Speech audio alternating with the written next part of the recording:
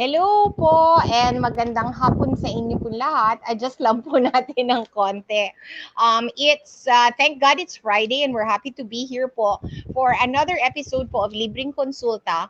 My name po is Dr. Ana York Bondok and I'm a pulmonary and critical care specialist po. And today is almost the end of breastfeeding month. So we're going to have another breastfeeding episode po and it is called Breastfeeding My Story. Lahat po tayo ay may kwento at gusto po naming malaman yung kwento nyo. Kasi po, ikikwento po naming dalawa ang amin pong breastfeeding story. So I'm a pulmonary and critical care specialist. If you are interested in this program, and I hope you are po, please like and share lang po sa baba. Sa mga friends niyo pong nagbe-breastfeed, yung mga nagtatakang mag-breastfeed, paki-watch party lang po, okay? We are also now live on our YouTube channel, Dr. Ana York Bondok. And I'm very excited to hear this lady's breastfeeding story because she's a very good friend, a co-breastfeeding advocate. And this is actually the first time that I'm hearing her complete story.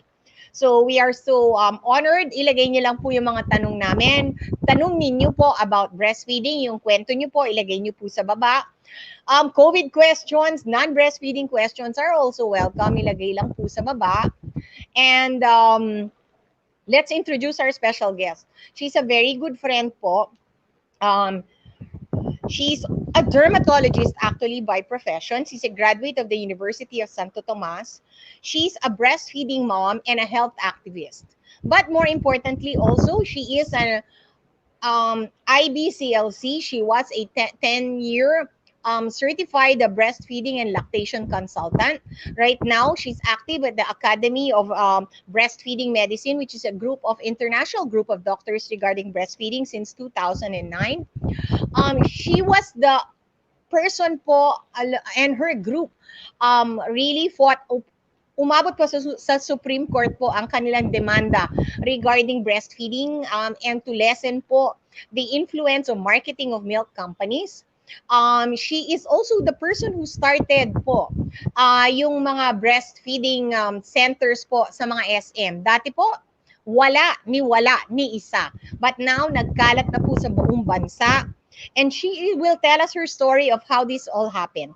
So it's our honor to have with us a very good friend, a breastfeeding mom, a health activist, a lactation consultant, and talagang a fighter mom, Dr. Elvira Henares Esguera. Hi, Dr. Elvira. How are you? Hi, hello, Anna. Yes, my very good friend and really well tested during those times. Sige po. Yes, We're may happy I to have just you. We're excited. Opo. yes, may I just correct my name? Oh, I'd sige po. appreciate if you put my middle name. So I'm Dr. Elvira L. Henares Esguera, and it's really important to know that because usually a woman loses her identity when she gets married. Talagang they don't recognize her anymore because wala na yun, yung family name. And, my mother, I promised my mother before she died that I would always have her name in my name. So just include Elvira L. Henares Esguera. Reach out po. Ayan. Sige po. Famous ang mommy ni Doktora actually. And later on, she's going to tell us how her apo was named after her mom. Ano po? Ayan. Yes. So, sige po. Yes. Doktora, let's listen to our case and then later on magkwentuhan po tayo. Okay? So, Doktora is, Okay. aside from being a dermatologist, a breastfeeding mom, she's an expert po in breastfeeding. So, wag po kayo mahiya magtanong. Ilagay nyo lang ho sa baba. Sasagutin po namin lahat yan. Okay? So, our case po is here. Dear Doktora Ana and Doktora Elvira, I am a 40-year-old first-time upcoming mommy. And I'm so excited po because though medyo late, nakahabol pa rin. I am just so worried po about buying formula milk during this time na pandemic pa po because I don't want to be spending and going pa po to the grocery during these difficult times. Kaya lang po, I am wondering, I'm already 40. Kaya ko pa hubang mag-breastfeed? So, please advise me po, Doktora Ana and Doktora Elvira. So siguro, Doktora Elvira, i-share nyo muna yung breastfeeding story nyo and paano nyo huma-advise itong pasyente natin? Opo. Well, there's no doubt. When you have a doubt in your mind talagang hindi kaya yan. Pero if you believe in God and believe in His grand plans for you, if He gave you a child at this age, He for sure knows that you can breastfeed. Okay, it's a matter of believing in yourself and having people like us around you saying, "Kayang kaya mo yan." I delivered my baby, my last child, at the age of 45. And of course, I had two other children, but I was not able to breastfeed the first two. I mean, the first child, I tried so hard, but after about a month, hindi ko na kaya. And at that time, I was 33 years old only. And then the second child, I was 35. I delivered to that child, and again, I tried to breastfeed 2 months, tops. After that, hindi na kaya. But with this third child, at the age of 45, I breastfed him for 7 years. Oh my God, 7 years. I was 45 up to 52 years old, and I was doing it in public. Very proud of doing that. And at that time, that was really like taboo. I mean, people were looking at me, but so what? I mean, God gave me this child after 10 years and 3 miscarriages, after the second child. I said, this child will have what I could not give the first two. So kayang-kaya mo yan. It's a mindset. And to think that two others, I wasn't able to do it at a much younger age. And then being able to make up with 7 years for another child at 45, kayang-kaya mo yan. You just have to prepare your mind. You have to have the right people around you. And you've got to really believe that God will give it to you. So what you think? You think of a waterfall full of breast milk, and you're so excited because it's so peaceful, it's beautiful. You're watching that waterfall, and then you see your husband and your baby like drowning in the milk, drowning in milk is so much, and you just believe that and feel that. You know what? Your body will react. It will produce the milk, and just do not at all, okay, introduce the bottle, nipples, bottle, pacifiers, nothing. Nothing but the breast. You've got to build up that pressure. It's like when you have a poso, right? When you start pumping that poso, wala naman tubig yan, but you believe that there is water there, so you just keep on pushing, pushing, and pushing until finally it builds up the pressure and boom, nandyan. So that's why the first 6 months, you have to believe, and you just have just your baby's breast on your, baby's mouth on your breast. Nothing else. Nothing. Okay, please remember that. And then remember also that breastfeeding is not only nutrition. Okay, it is the bonding. It's your heartbeat. It's your respiratory rate. It's your pulse rate. All of this. All of this builds up and makes your baby calm. And when your baby is calm, that's what will affect this child's attitude and things like that. So it is not only nutrition. By the way, if you saw a person sitting by my side, that is my breastfed son. He's already I 19. am 19. And I'm 64 years old right now. Yan. Doktora, I know you have 3 kids. Kunento nyo nga po na that's the two, umabot lang ho ng 2 months. Can you share with us kung ano po yung naging difference po nung third? Anong ginawa nyo? Kasi considering na mas bata pa ho kayo dati. Opo. No, the difference is that, when I was younger, I just thought it comes naturally. I did not prepare.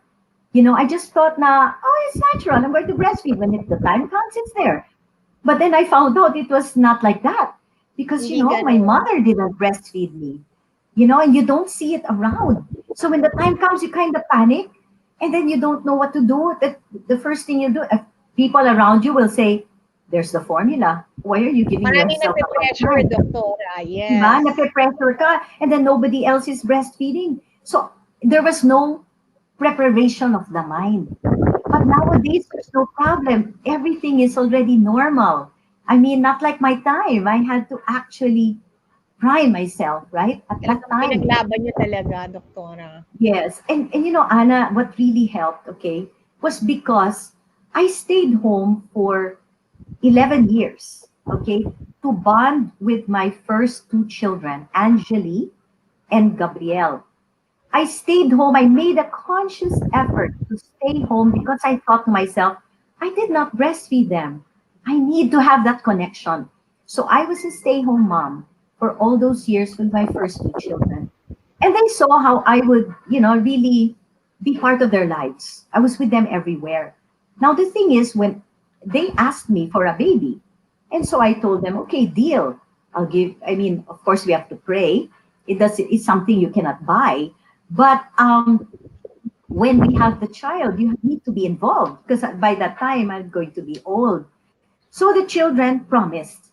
And because they saw that I gave them all the time they were growing up for the first 11 years, then my children jumped into the wagon and started helping me. So during the time that I was still pregnant, my two children would go to the daycare center that is very, that, that does this breastfeeding. There's a center, it was called Arugaan with Ines Fernandez. And Nag-arugaan so, pala kayo, doktora. Opo. yes, I came from there. So what I did was I went there and prepared myself and my children. And my children at the age of 9 and 11 was willing to give up their summer to go with me every at least 3 times a week to take care of the other children and to check how do you support a mother breastfeeding. Um, just a while. You have to put battery. So you have to charge. Okay, sorry, I think I have to charge my phone. Okay. It is Ganyan talaga, okay. doktora. Ganyan talaga ang Ganyan. buhay Zoom. Buhay Zoom. Opo. Okay, there Ganyan you go. talaga. So, Opo. Ganyan so I have talaga. my breastfed child here to Ah, assist mas marunong pa ang mga to bata with kaysa sa atin. Opo. everything. So, So nag-arugaan in pala other kayo, words, doktora. Opo. yes. So the Ines taught me how to breastfeed. She gave lectures to my children. My children were able to take care of other children there. So they were preparing their minds on how to help me breastfeed and how to take care of a child. So the whole summer they were there. And when they go back to the, our townhouse area because I lived in a townhouse. All the kids would say, "Where were you? We were playing Counter Strike. We were playing in the streets. What were you doing?" And my kids would proudly say, "Oh, we were in a daycare center taking care of other children because we're preparing for our little baby." And it was maybe normal to hear my daughter say it at the age of 11, but to hear my son at Gabriel at the age of 9 offering to learn to take care of a baby was really something. So that's what really helped. It was, of course, my husband. Of course, I trained Support. Opo. staff, my yayas, and even my drivers. So all of them during my pregnancy stage were all psyched up to help me and make sure I don't quit. Yes. So, talagang yung family niyo po Ana? were very supportive. Opo, yung family Hello? niyo were prepared. Opo, and Yeah, supportive. so that's what happened.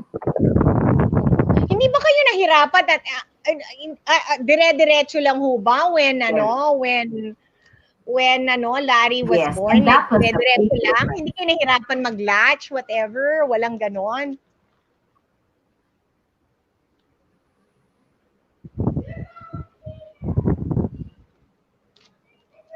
No, of course, Nona was there. That's how I met Ah, Nona. I was pregnant and I was oo. in the daycare center. Of course, Ines, Arugaan, and Nona was sending me to Rivera.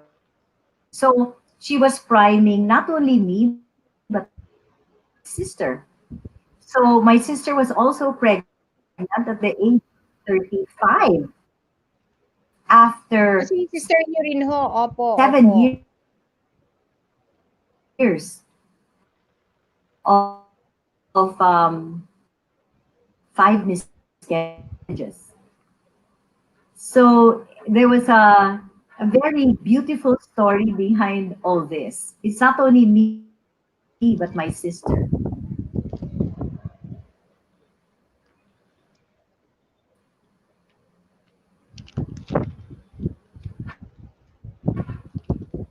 Anna? Yeah. Ay, hello po. Opo. Would you like to hear more? Yes, opo. Medyo naglalag lang po yung internet nyo, doktora. Um, ano ho, Yes. wait lang po So opo. actually, how Gumaganda this pa all po. started is, as I said, I stayed home, okay, and to make up for my Ay, two doktora, pakiulit children, lang po. and so Parang naglag po yung in internet. Opo. their support and love for a new project, which is Sorry guys, napuputol po si doktora. Yeah, Siya po yes. pa. Let's just Opo. wait for Doctora Ulitin to. ko na lang po yung sinabi muna niya. Which is Opo. really interesting, Reina, ha? Yung first two kids pala ni Doktora were not breastfed. The first one, natigil after 1 month. The second po, after 2 months. And she was much younger then. And then bigla ho siya nabuntis and it took her a difficult time to become pregnant po. And then nabuntis po siya at 45 and naghanda po siya talaga. Arugaan is a mine. long-term advocacy po for breastfeeding and dun po siya napunta and that's where she met Nanay Nona who na-guest po natin. Doktora, ginest po natin last week si Nanay Nona. So doon pala kayo nagkita po sa Larry, Arugaan. Opo. So can you tell us Miss what made the Larry. difference for the third baby aside from preparing po? Yung lahat po ng family niyo was prepared. Opo. Nakatulong po ba yung breastfeeding coach? Yes.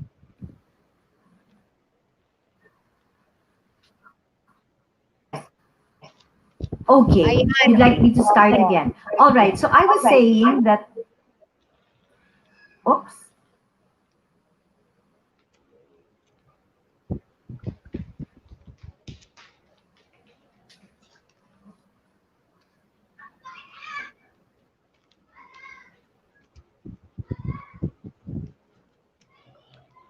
So guys, tatawagan po natin si Doktora Elvira. Ang ganda pa naman niya.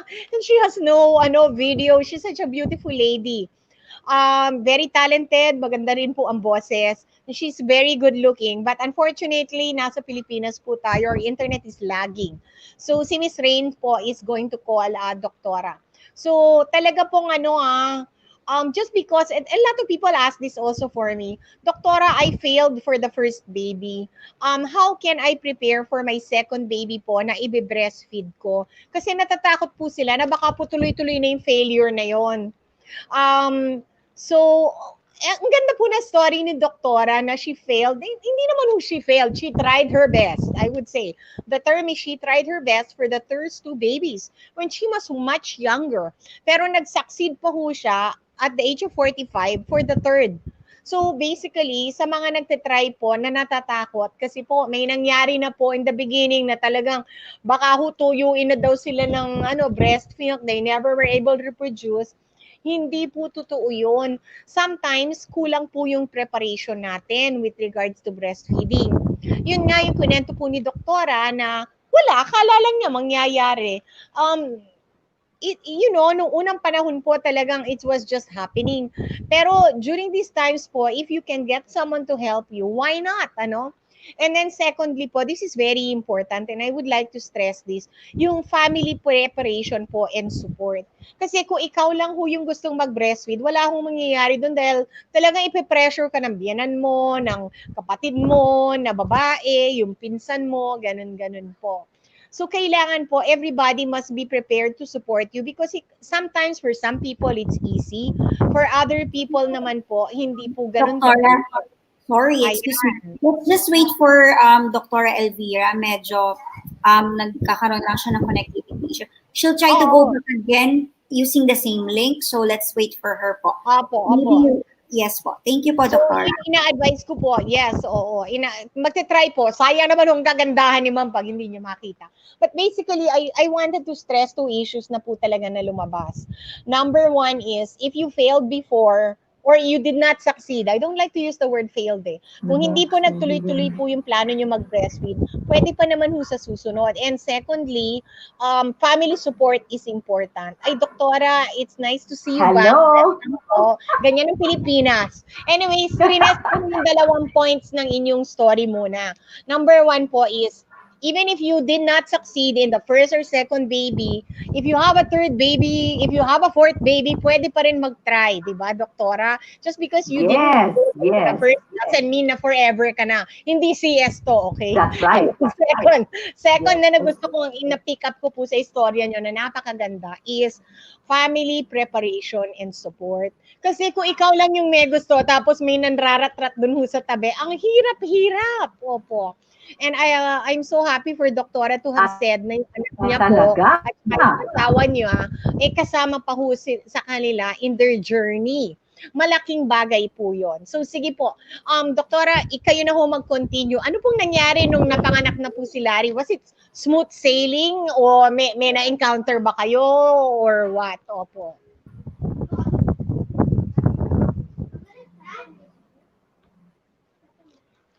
Naku, nasa Pilipinas ho talaga tayo. Our internet is dying. Opo. Buti na lang, internet lang. So, alamin po natin. Siguro we'll call her up again. Ano po? Yes, let's wait for Dr. Elvira. Yes. So, talaga po so Reyna, hindi ko nasabi, Dr. Elvira and Nanay Nona are partners in their breastfeeding advocacy. Part sila ng nurturers of the earth kasi mahilig din sila sa mga organic, dahil si Nanay Nona. And then si Dr. Elvira naman is nagtandem sila talaga for almost 10 years. And if you can believe it, Reyna, nung unang panahon talagang yon, talagang namamatay na yung breastfeeding culture, and it's actually due to these two na, and of course Arugaan and a lot of others na tumulong na ngayon uso na naman yung breastfeeding. Pero matagal na wala nang nagbe-breastfeed. And baka hindi mo alam, Reyna, pumupunta ka ng SM, si Doktora talaga yung nag-convince sa SM. There are kids here. What time are you gonna be done? Why? Because we want to go to the new house. You can go. Yes. So, may mga tricks dito, okay, nang gugulo. Diyos ko, ganito, Pilipinas, ganito ang work from home. So, Reyna, ang tanong ko sa'yo, have you ever used a breastfeeding facility sa mall? Yes. You know, bit ko lagi si Aki and Andy whenever I go to malls. Bit ko yung dalawa. I tandem breastfeed. So, I have to bring them both. Ang pangit naman na mag-tandem breastfeeding ako, hindi naman sanay ang mga tao na nagpapa-breastfeed ka sa public, tapos tandem pa. Baka na lang, baka may maghimatay, oo. Yes, baka na lang pagtawanan ako doon. Pero yes. And I'm glad that si Doktora, it's an honor. Yeah. Dr. Elvira. Siya talaga yung pumusap sa SM. And I was invited to that opening ng the first breastfeeding center ever sa Pilipinas, Reigns. In a mall. Yes. Paano na lang kung wala yun, malungkot? Ay, wala. Doon tayo sa CR. Yun ang mangyayari sa atin. Ako, ito yung mga nagamit ko mga breastfeeding center, ha. Sa EDSA Shangri-La, napasok ko na yon. And then, napasok ko na rin yung Rustans Makati Breastfeeding Center. At saka po yung mga breastfeeding center po sa mga airport, napasok ko yan. And that's all thanks to Doktora. I would like to make kwento also, Reyna. When I was in the States naman, and I needed to pump, ha? And I was in New York, sa airport, sa John F. Kennedy. Nagtanong ako, excuse me, where is the breastfeeding center? Alam mo, sinagot nila sa akin, Reyna, there is no breastfeeding center here in the airport. Sabi ko, saan ako magpapump? You know what happened to me, Reyna? US yan, ha? US. May dala akong breast pump. You know what happened to me? I ended up pumping in the CR. And nobody wants to pump in a CR. It's just really terrible. Okay? It's disgusting. So, talagang, mas advance pa po tayo. Yan. Let's check if Dr. Elvira is ready now. Ayan. Ay, ma'am, take your time lang. Nagkwekwentuhan lang kami sa mga breastfeeding center na ginamit po namin personal ni Reyna. Dahil wow! So, let's sige, go back. Yes, balikan You natin. know, Anong nangyari po nung yes. pinanganak si Larry? Was it smooth sailing? Wait, May nagka-problema ba? Ano bang oh, a nangyari? lot How of did you things. meet Ma'am But Nona? first, Lahat, oh. no, I was wondering if I can just give you a story before wait, because I just want to show you that I Let's watch your live.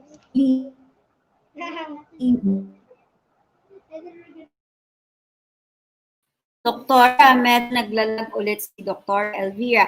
I'll try to contact her also. I'll try Tawagan to namin contact her kayo. also. Opo. Yeah. On the Ma'am, tawagan po namin kayo. So, yes, meanwhile, yun nga yung kwento ko ho, that I myself have used sa lahat po ng terminal ng airport ng Pilipinas, nagamit ko po yon, okay? Going to Boracay, ginamit ko po yung sa domestic terminal. Going po on a PAL, kilala din ho ako dun sa PAL, opo. Dun sa, ano ho, yung Centennial Airport, nagamit ko rin ho yan. So that's all part of Doktora Elvira Henares Esguerra sa advocacy. She was the first and natuloy-tuloy, parang nauso-uso na ho talaga. Pero if she didn't do it, we wouldn't have had that opportunity. So yun po yun. I'm sorry for the connectivity issues, but that's her breastfeeding story. So, siguro po, let me scroll through any questions po. Baka we can answer questions while we're waiting for Doktora. Wag po kayo, at saka babati po muna ako. Opo, dun sa live. Okay? So, guys, bati ho muna tayo. Sorry talaga, ganyan talaga sa Pilipinas. Okay, may 12 comments na po tayo. Eto. Okay. Mga magagandang bati lang muna. Maria Cecilia Loyola. Hi, Dr. Ana. We miss you. We miss you too, ma'am. From Eden, good afternoon. Good afternoon, Eden. Mr. June, kumusta po kayo? Wait lang. Oo. So, we're trying to find the Doktora.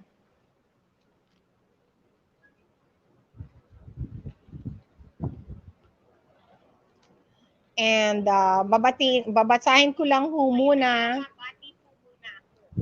Ayan. Bati muna, guys. Opo. From Miss SP, oh my gosh, this is a very, interesting question from SP Lopez Villegas. Good afternoon po, Doktora. Maputi po si baby the day that she was born. Eventually, nag-iba po yung kulay ng skin niya and medyo umitim. 1 month and 22 days na po siya today. Any advice po on what effective treatment to make her skin fair? Okay. Ito yung advice ko sa iyo, SP. And gusto ito ni Bianca Gonzalez Intal. Okay? Sa akin po, um,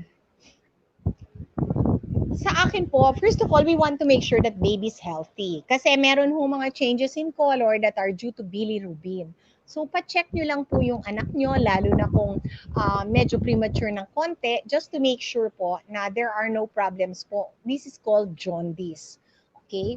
If your doctor naman said na hindi po jaundice si baby or hindi po naninilaw and that's just perfectly normal, I would just, pabayaan ko lang po yun. And there are many changes that a baby goes through. Okay, pero, eto yung sasabihin ko sa iyo. It doesn't, sa akin po, no, ako po, it doesn't matter whether maputi si baby, whether medyo morena, whether chinita, or what. The most important is that she's healthy and that she's with you. Okay? So, kung ano man, marami pa pong mangyayari dyan kay baby. And whether she's maputi, she's morena, or what, she's a cute baby and we love her. Okay? So, a few bati na lang from Annie. Good afternoon po, Doktora. And then we have 2 COVID questions po sa baba. So, later on, we will ask that. Okay? Wag po kayong mahiya ask non-breastfeeding questions, that's very much okay. So, Rains, okay na ba si Doktora? You think? Doktora, okay na Yes, kayo? If I'm here ever, po. phone call na lang po. Okay? Kung hindi Uh, po matuloy, phone call po tayo. Okay? yes. So, okay na siya? Doktora, laging pa rin po, and I'm trying to call her via Viber and also via phone patch. Let's just Oo. wait lang po. Oo. Hintayin na lang po natin. So, anyway, let's answer this, 2 questions dito. Okay? Habang wala pa. May 2 COVID questions dito. Talagang, hindi tayo makakaligtas talaga dito. Wait Rains, lang nung COVID questions or ako na? Okay na po. Okay. Ito muna, from Miss Mirna Lakatan. This is the yaya po, the midwife of Benji, and one of the people who were very helpful po sa akin. Ako personally, matanda na rin ako nung nanganak, and na-breastfeed ko rin ho yung anak ko, pero maraming nangyari. Natangtay pa ho yung bata. Okay, and he needed a breastfeeding coach. Pero natuloy-tuloy. So, ito po. So, ito po, I'd like to read this message. Congratulations, Doktora.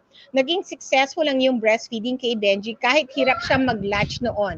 Breast pump ka lang para makakain ng milk mo si Benji. Yes, it was very, very, very difficult. Nahirapan po si Benji mag-latch for at least 2 weeks. He was actually sipping from a cup.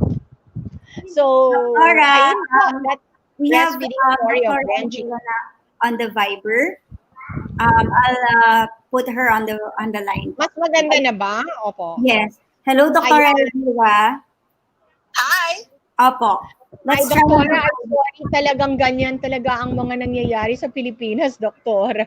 Grabe. But that's okay. At least we can hear you. Can you hear us po? Dr. Elvira, can you hear us po? Yes. Okay. Ayan. Sige po. So, Doktora, ikwento niyo po what happened nung nanganak na po kayo at the age of 45 was when you hit the 1 month and 2 month, like kung saan po natigil dati. Anong nangyari? Kinabahan ho ba kayo na baka naman, the same thing will happen again? Opo. Doctora, are you there? Yes. Can you hear us po? Can I just tell you a small short story? No?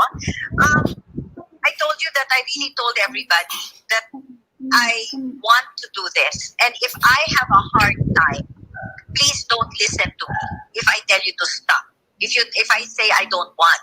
So sure enough, ang nangyari, there was a time when I was having a hard time. I thought that I was having a hard time, and I said that I didn't want anymore. And Nonna called me up and said, "No, your son, he's you should do it for him. It's worth it and all that." And there was a time I didn't want anymore. Do you know that my staff, together with my children, approached me in the rocking chair because Nonna said you rest for a while, and your nipples are sore, so you wait for a few days. Actually, I didn't want to go back anymore, but my staff, my house staff, my cook and all that, who were with me for like 30 years already, they approached me with my children and they said, "No, you are going to breastfeed, and you will, because you said you wanted to." And so after that, I was so afraid that my son would hurt me, and I was trying to keep him away, but everybody said, "No, he's a good boy," and his mouth was getting close to my breast, and I was saying, "Oh my God, this is going to hurt." And then finally, when he got on my breast, it was not painful anymore. And from then on, I continued breastfeeding. So there are times when you really want to give up, but when people around you saying you cannot give up, you cannot, and that's it. So from then on, tuloy-tuloy na ako. So it's really important to have the family backup support. Yan, talagang po. Parang narinig ko nga rin yung kwentong nyo na parang ayaw nyo na and then biglang so many people ang tumulak ho sa inyo. Opo. Yes. They insisted. I couldn't do anything. And then I was afraid that my nipples would hurt because it was so sore already. But by the time they just put him on my breast, he munched on me, I did not feel the pain anymore. So I think God just helped me out. So from then on, tuloy-tuloy, I never thought of stopping anymore. So it's really family support.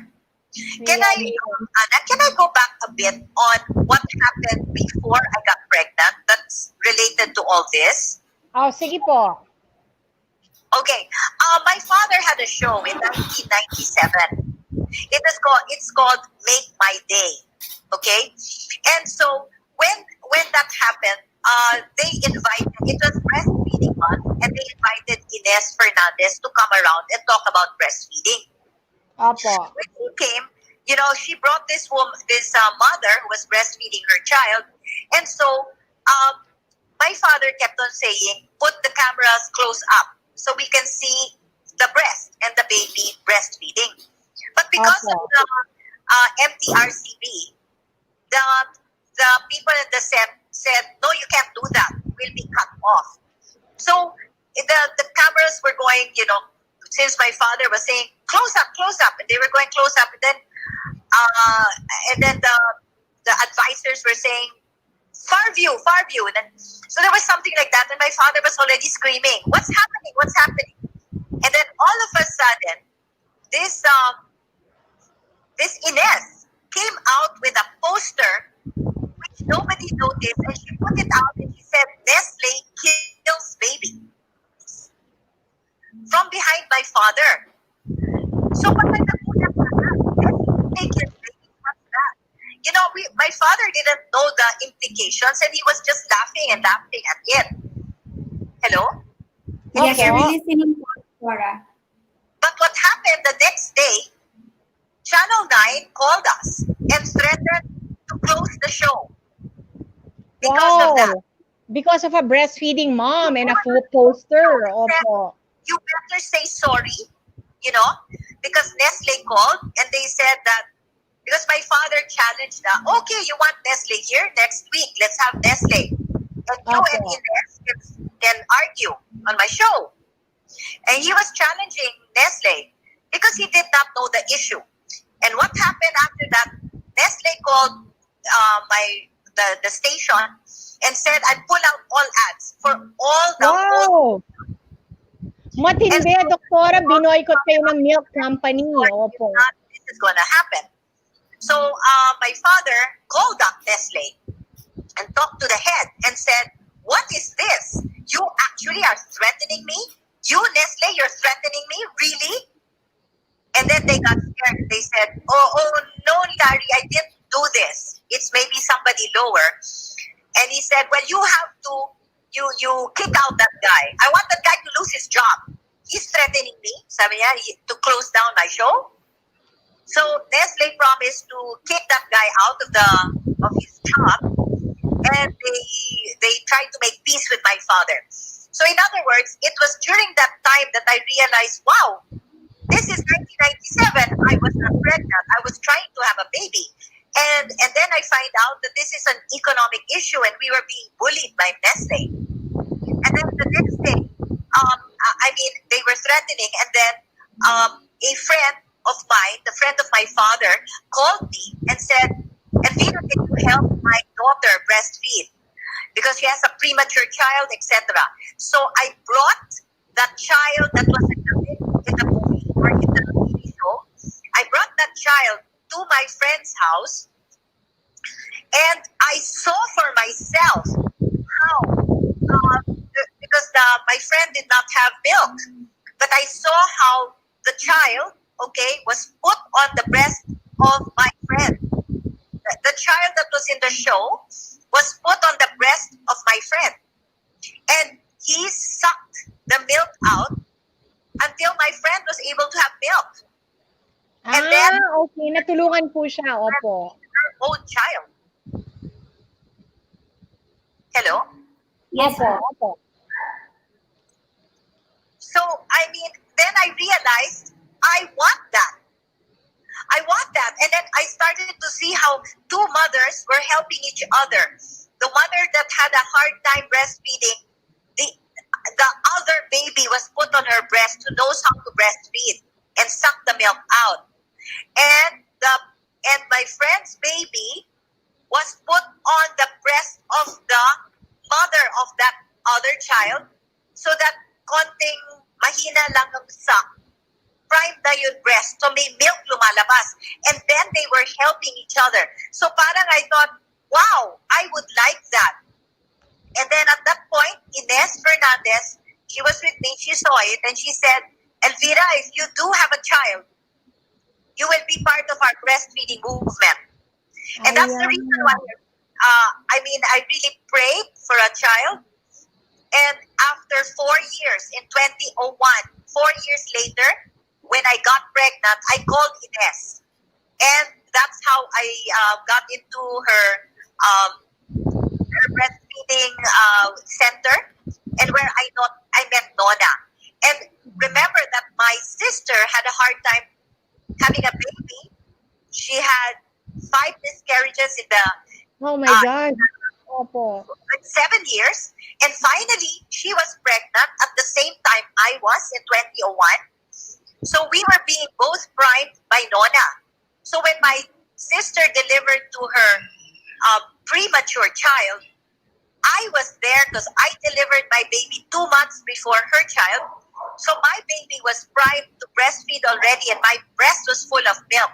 So what happened was I was going to my sister's house every day. I spent the whole day there. I got my stomach in and put him on my breast so that he doesn't get frustrated. And I put my son Larry on my sister's breasts to pump her milk out. And so the same experience that I saw with that in 1997, Nangyari po sa inyo, opo. happened to my sister and I. Nagtulungan po kayo, okay. Opo. Yes. Opo. So it was such a beautiful experience. And of course, my children, my older children, were there also to help out and to assist exchanging babies. Ayan, so nagpalitan ho kayo ng babies. Opo. Yes. Opo. Okay, ang gandang kwento po. Doktora, can you tell us how you moved from being a breastfeeding mom? Kasi maraming breastfeeding mom eh. Paano ho kayo naging breastfeeding counselor and then finally activist? Opo, kasi talagang hindi ho ito pinag-uusapan, but I'm glad you brought it up.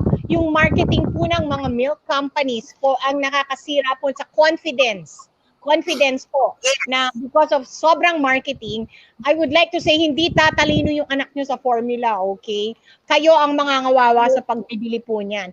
Can you tell us how you moved from being a breastfeeding mom to being a breastfeeding activist and advocate? Opo. Yes. So let me just go back when I delivered my child. So I had all the preparation for 9 months, with the support of everyone, also my sister. And when I delivered, I almost died. I just because saw, I opo. was bleeding to death. I had a condition called placenta previa totalis and placenta previa acreta. These are reasons why people would die. You remember Binay's wife died? Opo. Due Opo, to placental problem po yun eh. Opo. So I had that same condition. I almost died, and breastfeeding saved my life. And of course, Donna was coming around. So because of that, I promised God that, you saved my life. I mean, I could have had a baby, but my baby could have been motherless. But you made sure I lived through breastfeeding. So I promised God that I would help others by my example. Parang panata, opo. So it was like a promise to God. Okay, and then the benefits were really great, and then of course bonding with the family, the whole family. So in 2002, the year after I delivered, as promised, Ines Fernandez started bringing me to breastfeeding conferences abroad. As promised, she said, when you get pregnant, I'll pull you in. So the first trip, she said, okay, Elvira, since your children were really taking care of you through supporting you while you were pregnant, can you please tell the story how your children supported you? And it was going to be a regional conference of the world in Malaysia. So I was about to go. She was giving me a free ticket to go and to bring my child. But my husband was very worried because he said, wow, Elvira, you'll be alone. Who will take care of you? Wala kaming lahat. So my husband kept on saying, and I was begging him, please let me go. I really want to be part of this movement. So my husband said, okay, you cannot go alone. We are all going with you. So it changed the story. So when Ines heard that, wow, Elvira, not only you, but the whole family, let's change the strategy. The one who's going to talk is not you anymore. It's going to be your child. Wow. So we figured out, Angeli or Gabrielle. Now, as Ines said, Angeli, it's usual for a girl to be into this, and she's 11. Let's let your son, Gabriel, a boy who's only 9 years old, be the speaker in this So international naging speaker po si Gabriel at 9. Opo. Again? So naging speaker po si Gabriel at 9. Yes, with 500 Wow. breastfeeding advocates of the world. Oh my gosh. Opo, opo. And at the time, wala naman PowerPoint, yung tipong just beginning the PowerPoint. And he was 9 years old. And so I came up, of course, I had raw material. So I brought out all the pictures of the preparation while I was pregnant. And I told the story to my husband. So between my husband and my 9-year-old Gabriel, they made the sequence of the story. And my son, at 9 years old, made a PowerPoint presentation. And so we went and traveled together, the whole family, to Malaysia. And when we were there, we were in a small conference only with just maybe 20 people, one of the workshops. But because the very, very significant people were inside that workshop, they were so impressed with our family. Sabi nila, my God, I mean, like, Gabriel, the 9-year-old, was talking. My husband was manning the computer. My daughter was holding the baby, and I was videoing. So they said, wow, what a family affair. So they really liked it in the small conference. That the next plenary session, they talked about it, and they were saying, wow, this little boy made an impression. We want to see him.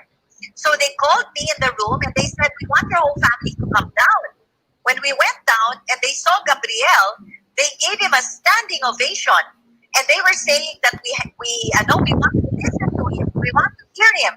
And in a conference, you cannot just mixing it. I mean, these things are planned a year before. But they really made time, and they had Gabriel speak in plenary session. And wow, when he was speaking, gosh, he was not nervous at all. He's really, he's a performer. So he was under the table, and I said, I have to look for what he was under. He goes, it's your turn to talk.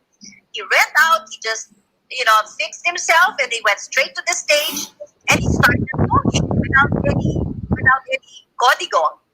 And so he had this big screen with this whole cuento, and everybody was crying, and they said this should become a book, a children's book to inspire other children.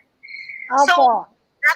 So that's why Gabriel became very popular. In fact, after a month, they called me up and they said, now we're going to have the World Congress in Africa.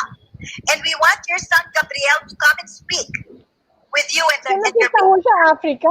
Opo. Yes. So they made me go. And of course, my son is I was so angry because I said, Gabriel, come and do your speech in Africa. I mean, people like us will wish, to one day to be in a conference. And here you are at 9 years old and you're asked. And he said, Mama, it's school time. I can't miss school. And he refused to go. I had to talk to the, the principal, the guidance counselor. And they told me, Doctora, you're so lucky. You have a boy. You're so responsible. Do not force him. So I told my daughter, ikaw na lang. And my daughter goes, well, if my brother would not like to miss school. I would not either. So, I had to take my son, and I went to Africa with Larry, and we did a speech with the sound of Gap. So and everybody was really very impressed. And what was so nice is, in a conference, especially yung mga UNICEF, ganyan, quiet yun, di ba? But Larry was cooing the whole time, cooing, crawling under all the chairs. Relax lang po, opo. They accepted a child to be, a 1-year-old, okay, to be in that conference. And in fact, when the, I think, Minister of Health was giving his speech, and he says, "You're honorable this, you're honorable that." And then in the end, he said, "And the most important person, the child. Bring him up, show him." So I had to bring up Larry in the air, and everybody clapped for Larry. That whole thing is all about the child. The next thing you know, the vice president of Tanzania was there, and he held my son, and the picture came out in the front pages of Tanzania the next day about this conference. Wow. Doktora, may we ask you another question? Ibang direksyon naman tayo, if you don't mind. Opo. Sure.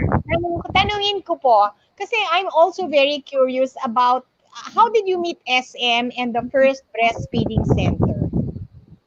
Oh, okay, SM. Okay, what happened there was, first of all, it was PGMA that we got involved. Paano niyo na-meet si PGMA and then, ano po? Yes. Okay, what happened there was, Kasi po, sorry, i-explain ko lang po, kasi si Ma'am Noana and Ma'am Elvira were the presidential advisors on infant nutrition and young child feeding during the time of PGMA. So, paano ho kayo nag-connect? Okay, we go back a bit. Okay, because I was breastfeeding, right? Nona said, "Elvira, why don't we start going and putting up a breastfeeding clinic in Makati Med?" So we did. We offered free help in the outpatient department for those that newly delivered. Okay, and we were attending to the new deliveries and helping mothers breastfeed. This is 2002. Okay, when we were doing that, we got very frustrated because we found out that out of the 28 mothers that came to the outpatient department, right after the delivery, right after admission, right after they were discharged, they came to the outpatient department and they were all bottle feeding. 27 out of 28 mothers. Naku, bakit? Opo. Yes, imagine, like straight out of the hospital.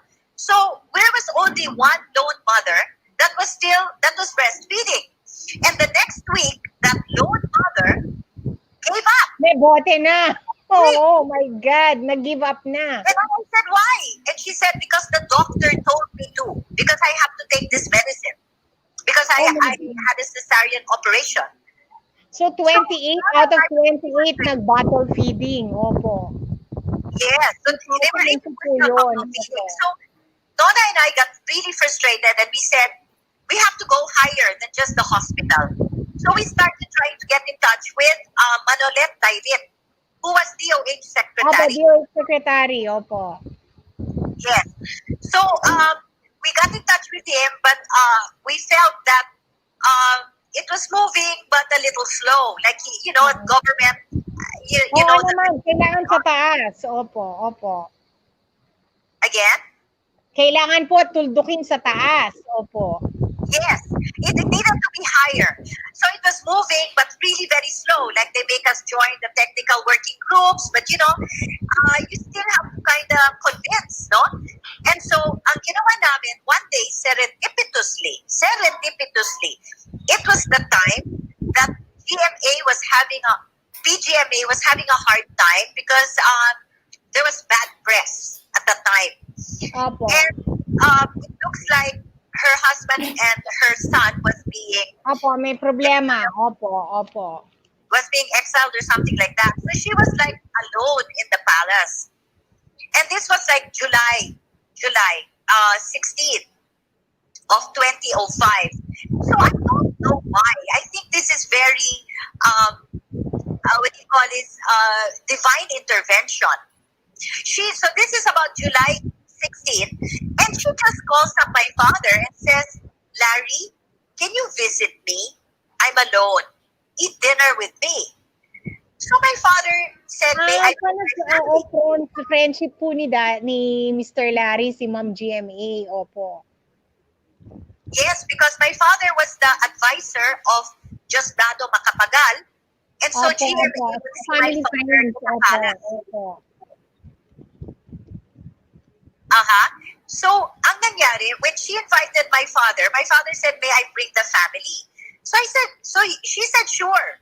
And then when my father told me about it, we're invited to eat dinner with the president, I said, Papa, breastfeeding week is in 2 weeks. August 1.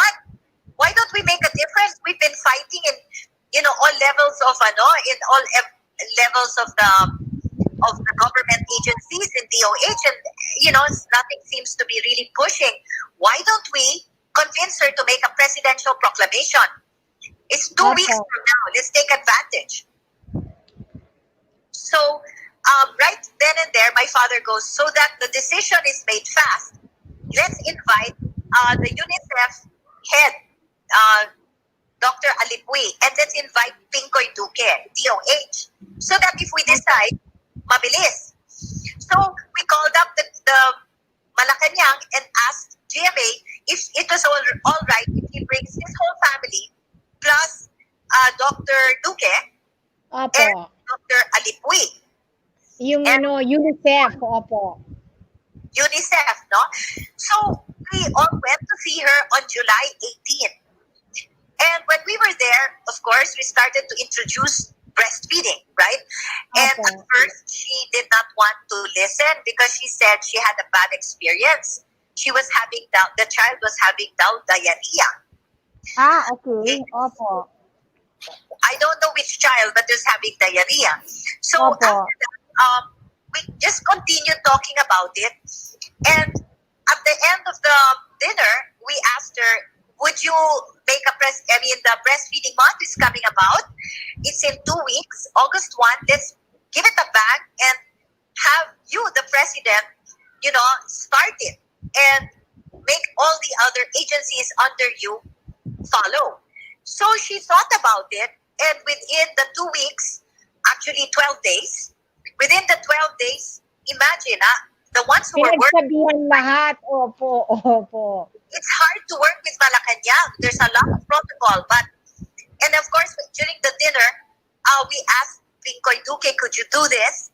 And he said, in 2 weeks, I cannot do that. And then, Na-shock po si Dr. Duque. Opo. yeah, and then we asked Alipui, Dr. Alipui, can you do this?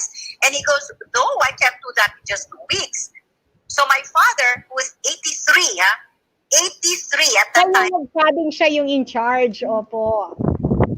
he said to PGMIA, my family can do it.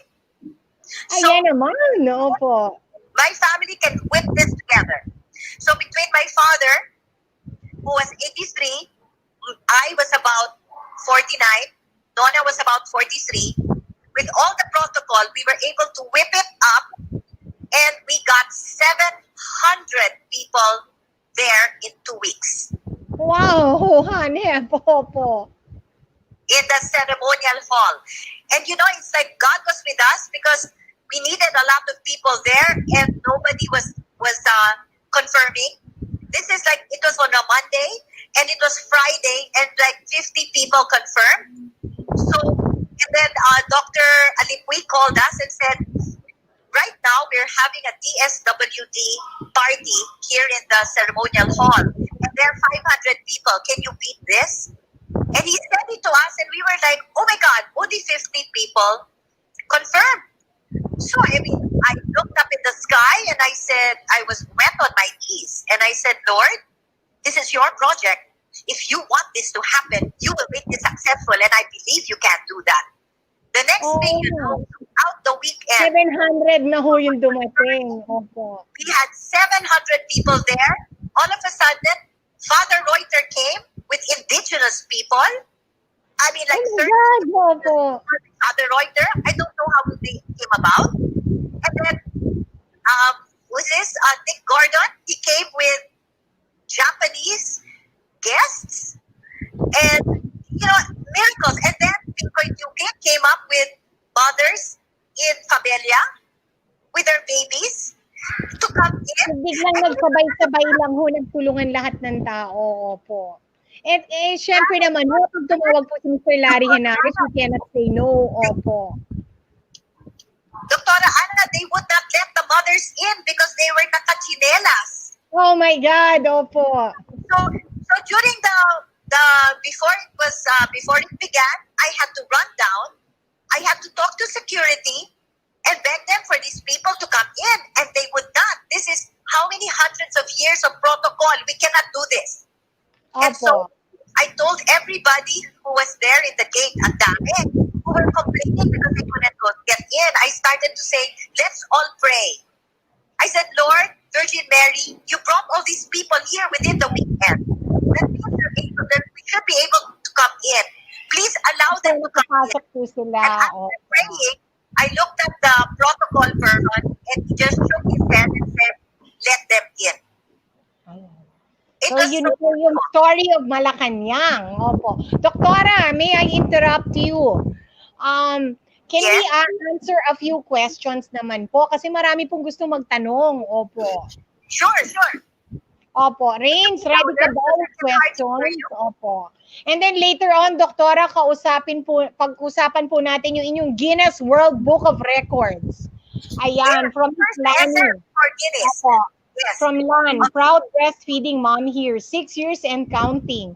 I am a relactated mom. Wow! Breasts were introduced to my baby at 3 months old, sustained his breastfeeding for 51 months. Currently breastfeeding my 28 months old bunso. Better breastfeeding journey of my bunso. Nanay Ines Fernandez of Arugaan and Breastfeeding Pinais helped me. I will be forever grateful with these amazing moms, true breastfeeding advocates. Thank you, Miss Lan. Ayan, ma'am, relaxation, ang hirap din po. Opo. Ako, I can tell you na si Dr. Elvira and Nanay Nona po ang tumulong sa akin. Ayan. Kaya nakaabot ako ng 5 taon. Darren Joyce Wala Vergara. Ako, doc, fail ang breastfeeding ko sa firstborn. Pero ngayon, 2 months old baby, successful na po. Sa case ko po, siguro support ng tao ang nakapaligid sa iyo and paano alam mo ma'am, talagang family support, anong masasabi niyo po? Yes, it's really family support. And the society, family support, doktora? Yung husband niyo talagang kailangan. Yes, my husband would make me masahe. I love you, Elvira. You're doing this for our child. Really appreciation. Talagang tuloy-tuloy. At hindi lang husband, yung kwento ni doktora, pati kids. Ayan. So, sige, Miss Rain. Pati kids. Opo. Naging breastfeeding speaker pa yung anak niya. Maydel, my eldest, from a dad po ito. Eldest daughter, breastfeeding from birth up to now, 4 years na. Ayaw paawat. Ang ganda naman. Opo. Ayaw paawat, 4 years old.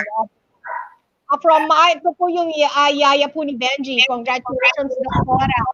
Naging successful ang yung breastfeeding kay Benji. Kahit hirap siya mag-latch noon, breast pump ka lang para makakain ng milk si Benji. Nahirapan pong mag-latch ang anak ko. Doktora, what can you tell moms na nahihirapan mag-latch ang anak? Ang unang dapat gawin, you should establish skin-to-skin contact. Okay, so the important thing is maghubad ka, hubatin yung bata, let them get used to your smell and touch you. It's a relationship talaga. And then later on, they will latch on their own. If you don't stop them, like you don't introduce a formula milk or a bottle, they know exactly what to do. So it's really a matter of warming up, and have them skin to skin. Ayan. Okay. Thank you, Doktora. Rain, meron pa ba? Parang marami nag-share nakita ko. Opo. That's all that we have, Doktora. Medyo yung few nabasa niyo na po kanina. Okay. Doktora, ikwento mo sa amin yung Guinness World Book na pinakamaraming breastfeeding moms. Yes. But before this, let me just tell you about SM. O sige po, balikan natin si SM muna. Ano, Guinness ba tayo o SM, doktora? SM muna, SM. Because nauna ang SM. It all Sige built po. up. In August of 2005, August 1 of 2005 was the presidential proclamation.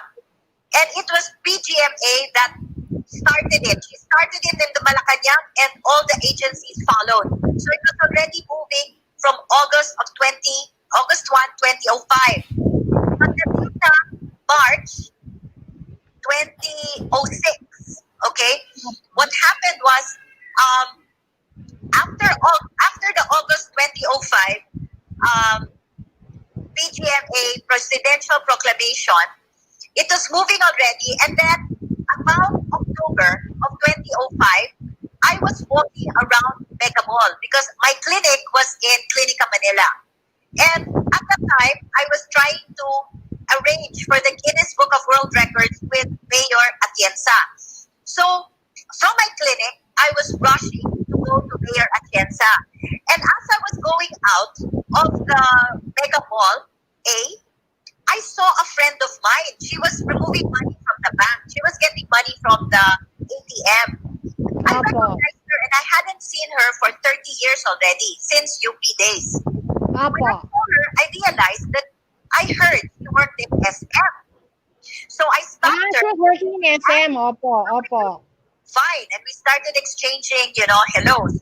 Later on, I said, hey, Annie, I heard you work in SM. Do you? And she said, yes. And I said, you know what? I have a beautiful project for SM. And she said, what could this be? I said, you know what? We can actually put up breastfeeding rooms. And then, of course, her look on her face was, what? What's that? Like, ano yun? Oo. So I said to her, Annie, let me tell you about what I feel about SM. In the year 2003, which was about 2 years before I saw Annie, I said that SM, I'm very proud of them, I told Annie, because you stood for the family. There were a lot of films na malaswak, and what SM did is they announced that they are not going to show any malaswak films anymore in all their theaters. And because of that, SM was not afraid to lose revenue, right? Because all their theaters, they refused to put malaswak films.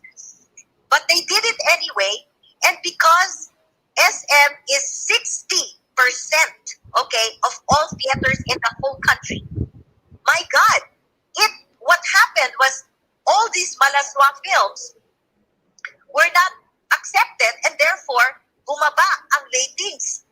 The next thing you know, the directors, etc., decided that they would change the films to family films. So because of that, Doktora, puntahan natin yung breastfeeding room. Opo. hello? Hello? Opo. Doktora, puntahan po natin yung breastfeeding room. Sino hong nakausap niyo sa SM mismo? Opo. Hello? Opo, si Mrs. Casey Hello? ho ba? Opo. Hello? Hello? Yes, nandito po si Doktora. Doktora, can you hear Doktora Ana po? Hi, I can hear Dr. Anna. Opo. Doktora, puntahan natin yung breastfeeding room. Sino po ang sa C family ang nakausap nyo? Opo. How did you tuldukin po natin yung kwarto mismo? Opo. You have to hear the story, no? I mean, let me just continue. Kasi po we're running out of time. Opo. I told Anna, I told Annie, okay, I'm very proud of SM. They stand for family. They were able to change the whole scene of the malaswak films to family films only because they stood for a principle. I said, now I can give you even a better project. And Annie goes, what project? Breastfeeding, get into breastfeeding.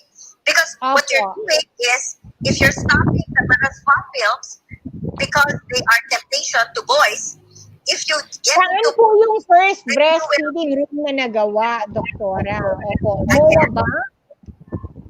Hello?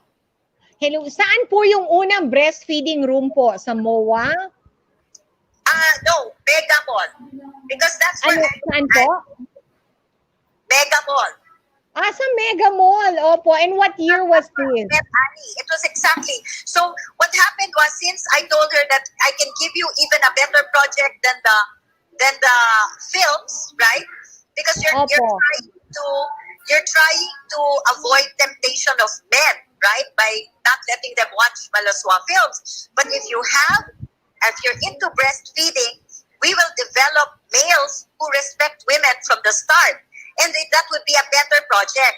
So, you know what happened? Sa Mega Mall po yung una. Opo. That was October of 2005, after the PGMA presidential proclamation. So, by the time that was October, by the time it was December, 2 months later, Annie calls me up. And she said, Elvira, she said, before that, I told Annie, so if I give this project to SM, who will I talk to? Who will I talk to? SM is so big. And she said, to me. I said, to you, Annie? I mean, malay ko, yung position niya sa SM. Huh? You, my classmate? And she said, yeah, just address it to me. So I went to MOA, and when I was there, I saw such a big room, and I said, who is Annie here? And you know who she was, Anna? She was the vice president of the whole SM. Vice president, the only not member of the family, who was the head of SM Malls. Ayun. So, doon mo kayo nakunot kay Ma'am Annie po. And that's how the first, the first breastfeeding room. First sa Pilipinas ito, no, Doktora? First sa Pilipinas. Again? Doktora, first sa Pilipinas po talaga yung SM Mega Mall. Yes. And then nagtuloy-tuloy na po. Opo. In December of 2005, she called me up after 2 months. She said she spoke to the Cs, and right away, they liked the project. So she said, we will have the first one on March of 2006 in Mega Mall where we met. And that's my Parang kasama ko kayo eh. I remember I was with you during one opening. Baka hindi po yan. But I remember kasama ko po kayo. Opo. But you know, the Mega Mall was fantastic because it was the first. So when we were already there on that day, Annie announced, and she said, the Cs liked the project so much that within the year, we are going to put breastfeeding malls in all SM malls. Oh my God, opo. Within the year. So, dun ho nag-umpisa. Opo, dun ho nag-umpisa.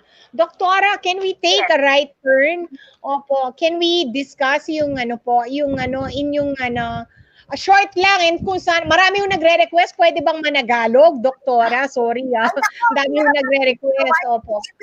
Kwento niyo po sa amin yung Guinness World Book. I forget. Sorry. Ipinito niyo po yung Guinness World Book yung pinakamarami pong breastfeeding moms. Yes. So what happened with the Guinness is, imagine that SM was March 14 of 2006. The Guinness was May, meaning 2 months after. So what happened was, our partner was SM and UNICEF. And I went to my father, my Nona and we went to the house of Dr. Alipui, and we said that, could we have a Guinness attempt? Would you back us up? And Dr. Alipui of UNICEF said, when are we having this? And I said, in 3 weeks. And he looked at me. Nagkagulo, opo. Tapos sinalungo ata ni Mayor Atienza, po?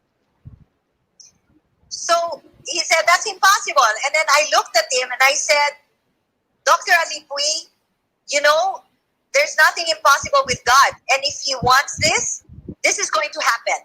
Believe it. And really, in 3 weeks' time, we found ourselves.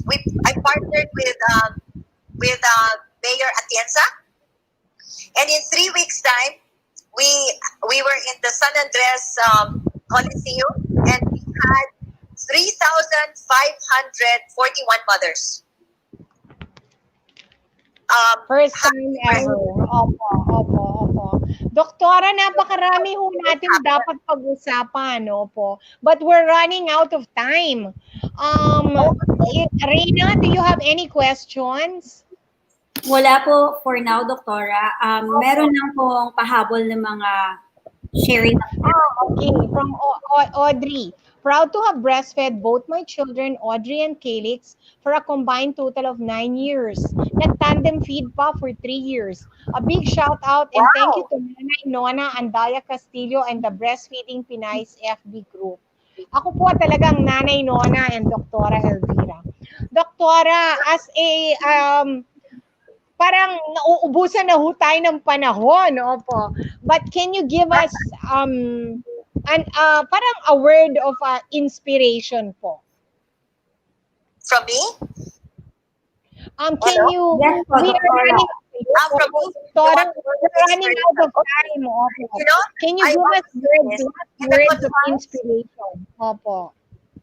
Yes, in the confines of your own home and in the midst of your loved ones, you can be a hero in the eyes of your baby, the eyes of your older children, the eyes of your husband, your neighbors, your community, right? And the world. All you have to do is stay home and do your your wonderful privilege of breastfeeding. And remember that breastfeeding is not just nutrition, okay? It is medicine. It is economy, because you don't have to buy anything. It's ecology, an ecology issue because you don't harm the environment. It is a love issue. It's an issue of faith, where in God, you have to believe God will give you this. And it's also an issue of empowerment. So if you see, Dr. Ana, how everyone is so proud of their story, that it's... Ay, ako talagang proud ako, Doktora. Proud ako. Si Reina, proud din yun. Opo. You will never forget Nona and me. I will never Yes, forget proud Nona. talaga ako. Like you. Accomplishment ko yan sa buhay. Opo. So, it's so empowering. So, breastfeeding is all this. And remember, just putting your baby by your breast, you can hear the heartbeat, the pulse rate, the breathing. This all calms the child. It gives that, what do you call this? It makes a calm child. And a child respects the mother. Ayan. So, Doktora, may we invite you? Baka naman together kayo ni Ma'am Nona next time. Opo, kahit hindi breastfeeding month. This is my favorite topic ho talaga eh. Opo. Oh, thank you. No, and I must talk about you, Dr. Ana. And then later on, kwento pa ni Doktora yung kanyang anak na nagbe-breastfeed. Nawawala na lang tayo ng oras. But that gives us a part 2, di ba, Doktora? At least may part 2 tayo dahil meron pa tayong hindi na uungkat. Oh, sige, Opo. sure. Yes, ngayon pa lang, may I please invite you to a part 2. Baka naman together with Ma'am Nona. Opo. Yes, sure. Opo, kasi marami pa hong kwento si Doktora na hindi natin nauungkat, which includes her anak, her apo. This beautiful lady as an apo, you won't believe it, she looks so young. And then marami pa po, including yung Supreme Court na away nila. And pupuntahan po natin yung marketing po ng milk products, which I am definitely against. So, Doktora, ang napulot ko po, thank you so much. Thank you so much talaga. I'm sorry talagang hindi nag-cooperation po yung ating internet ngayon. That's why I'm inviting you for a part 2 po. Okay, great. Just let me know Opo, when. kasi talagang kailangan makita namin yung mukha mo, Doktora. Opo. And please give my regards to Mr. Larry. Opo. How old na po si Mr. Larry? Yes. I'll see How him old na po si later. I'll Sir? let you Opo. know. Opo. May 90 na. Wala pa namang 95 si Sir, Doktora? He's 96. Oh my gosh. Pag-ingatan ng COVID. Okay. Salamat, Doktora. Promise, next. You have to be back kasi I'm really sorry na naputol po yung video nyo. But It's okay. definitely, no, it gives us another reason for you to come back. Opo. It gives us Great. another reason for you to come back. Yes, Opo. thank you for the opportunity. Every mother wants to hear your story. Yes, may utang po kami sa inyo na live live stream with video. Okay? Yes. Okay, salamat po, Doktora. Thank you so much po. Opportunity. Thank you. Ingat po. Okay. Bye. Salamat po. So, Miss Rains, thanks for hosting us today. I know you also have a breastfeeding story. Kailangan may part 2 ito, Miss Raina. Hindi ako papayag na titigil tayo dito, okay? Kasi gusto ko talagang magkaharapan kami ng kwentuhan ni Doktora. And I also want, you guys have to hear Reina's breastfeeding story. Maganda rin po yan. So, sa inyo po lahat, Rains, sorry po talaga. I know there are people who ask COVID questions. Tomorrow po mag-Q&A tayo. Ikaw, Reina, do you want to do a Q&A of COVID tomorrow? Kasi maraming nagtatanong. Yes. Ang dami din nating na-receive Yes, over. ang dami natin hindi Yes. nabate today. Kasi po, Yes. because of technical difficulties, guys, I'm so sorry talaga dun sa technical difficulties. Nakakahiya talaga. But again, you know, nasa Pilipinas tayo, we're trying to do the best we can under the circumstances. So Yes. sige, magandang hapon po. Yung mga nagtanong po today, please tomorrow we'll have a Q&A. Rains, i-program mo yung mga tanong nila for tomorrow, okay? Yes po. We will be reading all of it tomorrow. We'll be reading ho, at saka babasa din po tayo ng bate. I'm sorry talagang we hit so many technical problems ngayon. Ang ganda pa naman ng usapan. Yes. So sa inyo lahat, everyone has their own breastfeeding story. Tama po yung sinabi ni Doktora, it's very empowering. Kasi talagang kung meron kang nagawa sa buhay mo, yung pinadede mo po yung anak nyo at hindi kayo gumastos. And you know, wala talagang it's an accomplishment. That is an accomplishment in life. Ayan po, that is an accomplishment in life. Ikaw ba, Reina, don't you feel that that's your accomplishment? More than an accomplishment, Doktora. For me, it's a purpose. For me, it has been a purpose for me. It's a triumph. Opo. Yes. I was if I may just share just a little short story. I have two pamangkins, girl. Both of them are in the marrying years na. And then when I gave birth to Aki, they were seeing me on my first day with my tahe and my binder. No? And then puro manas pa ako. When I got home from the hospital, they were seeing me breastfeeding Aki and saying, ouch, kasi ang sakit talaga ng tahi ko because I'm a CS. I gone through CS. And then ayun, pinapadede ko. Alam mo, amaze na amaze sila na sabi nila, habang lumalaki si Aki, hindi nila makakalimutan na pinalaki ko yung anak ko na wala akong binigay kundi breast milk. And for me nga, tapos na ang storya. Tapos na, nanalo na ako. Ganun lang siya. Yes, panalo na. Panalo lang, winner. Oh. Yes. Wala na tayong ibang pag-uusapan pa. May nagawa na akong maganda sa buhay ko. Yep. So, yun. That is true. Very empowering. And I remember you telling me na, Doktora, na, wag kang bibitaw, wag kang mag-give up, kala mo lang wala kang milk, pero, nako, Reina, I'm telling you, ipagpatuloy mo yan, kung hindi, tatanggalin kita. Sinabi mo yan sa naman. Threatening boss. Yes. Pero malaking tulong. Matatalino. Maganda. At saka family support, malaking bagay. That's what I think preparation, yung decision mo, yung preparation mo, tsaka yung family support mo. So sa inyo po lahat, sabihin ko na lang po, tomorrow is a Q&A on COVID. On Monday, we are closing the breastfeeding week po with Dr. Teresa Ribano, a pediatrician from Asian Hospital po. Ang pag-uusapan niya po is breastfeeding and COVID.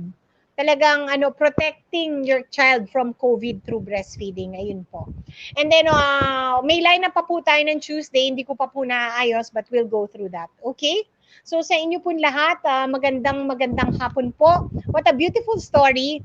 Reina, thank you also. Dr. Elvira Henares Esguera, beautiful story po on breastfeeding. Rains, thank you for sharing. And we'll see you po tomorrow for the COVID. Okay? Ingat po.